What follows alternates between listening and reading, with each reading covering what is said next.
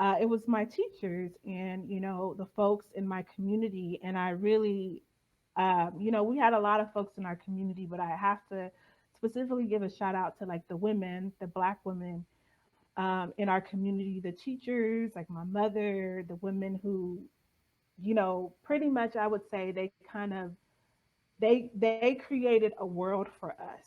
It was like this coalition of like Black women who were committed to keeping their children safe, and especially during that time. And they built this world for us where we felt safe, where we felt joy, despite what was going on in the outer world. And I shared with you, Rosalind, how I remember there being grass in the apartments where I grew up. And when I look at pictures, there was no grass, not one sprig of grass.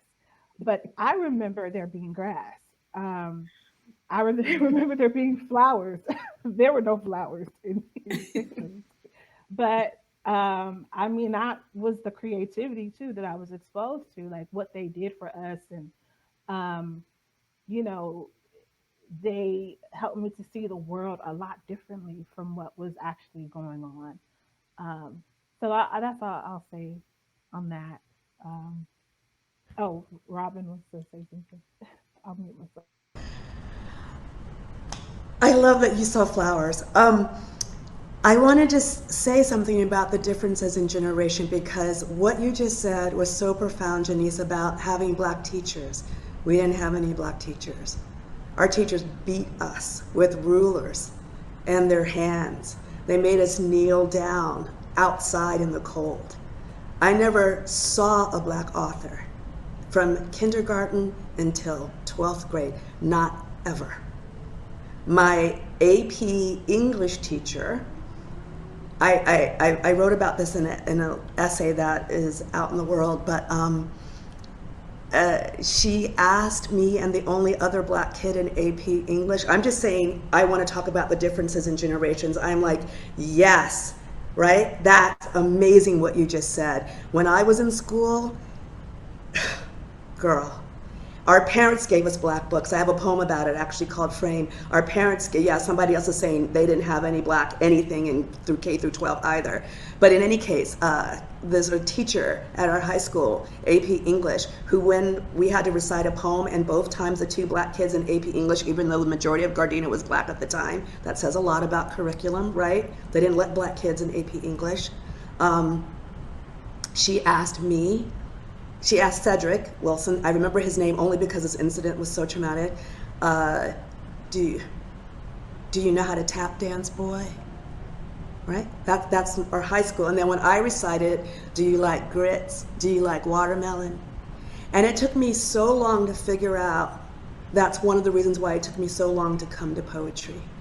That was the last time I took a poetry class, was that class in high school.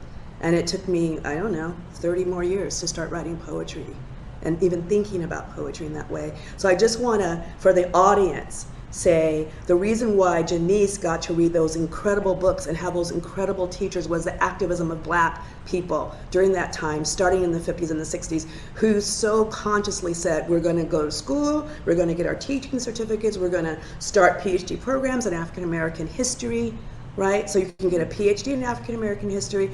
And several people then went and came back to Compton and started teaching, or they stayed in Compton and kept teaching.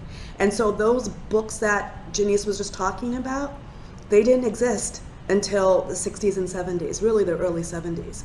So I just wanted to jump in for a minute and go, this is profound for me to hear this as someone who left Compton because my teacher was asking me if I liked watermelon and could I tap dance. Right? To hear that you had this other experience is so profound, and I'm so grateful. The other thing, wait, the flowers. Oh, the other art influence that was really big for me that I don't know if any of you guys had was every weekend the guys with the congas would get in the intersections and play for hours, and the neighborhood would dance, and it was profound. Congas from, these are people from South North America, so from Louisiana, Alabama, blah, blah, blah, right? As we call it, the North Caribbean. But anyway, every Saturday, people would play congas and dance. Another part that you don't see represented in the history. So Jenise, thank you for everything you just said. I'm so moved.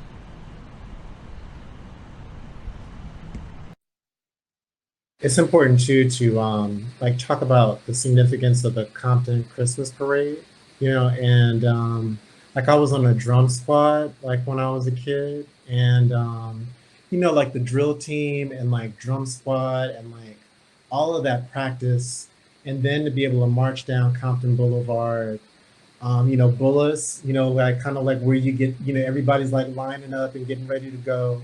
And just everybody from the community like coming out, celebrating children, and just like the intimacy and beauty of the city, right? Like when people talk about like from the outside, like how bad Compton is or like all of the problems, like Compton, and there's Compton changed profoundly maybe like every 5 years, right? Like my grandparents moved to Compton in the late 50s, coming from Texas, coming from Richmond and Rosenberg.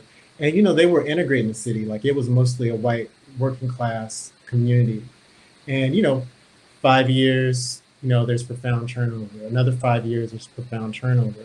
So by the time I'm coming of age, early 70s, late 70s, early 80s. I mean, it is like our Harlem, right? I mean, in the way that North Carolina and South Carolina created the Harlem Renaissance, you're talking about Texas and Louisiana, creating like a new chocolate city, like a concentration of creative energy in that space.